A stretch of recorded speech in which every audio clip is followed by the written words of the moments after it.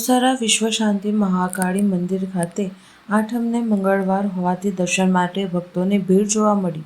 વિશ્વ શાંતિ મહાકાળી મંદિર ઓસારા આસો નવરાત્રિના આઠમ અને મંગળવાર હોવાથી સવારથી જ ભક્તોની ભીડ જામી હતી.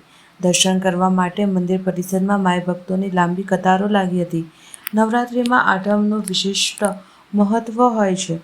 આ દિવસે દરેક હિન્દુ પરિવાર પોતાની કુળદેવીનું પૂજન કરે છે અને માતાજીને નૈવેદ્ય અર્પણ કરે છે. આઠમના દિવસે હવનનું આયોજન કરવામાં આવ્યું હતું.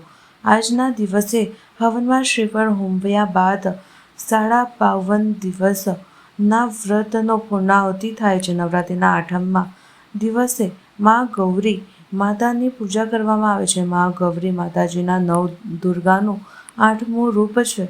મા ગૌરીના સૌમ્ય અને શાંત સ્વરૂપના દર્શન કરવાથી મન શાંત થાય છે.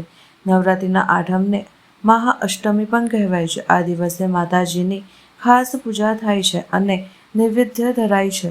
આ દિવસે કન્યા પૂજા પણ કરવામાં શુભ ફળ મળે છે. માતા મહાગૌરીની પૂજા કરવાથી તમામ દુઃખોનો નાશ થાય છે અને સાધન કે સુખ સમૃદ્ધિ ધન સંપત્તિને સાથે લાંબા આયુષ્યનું વરદાન મળે છે.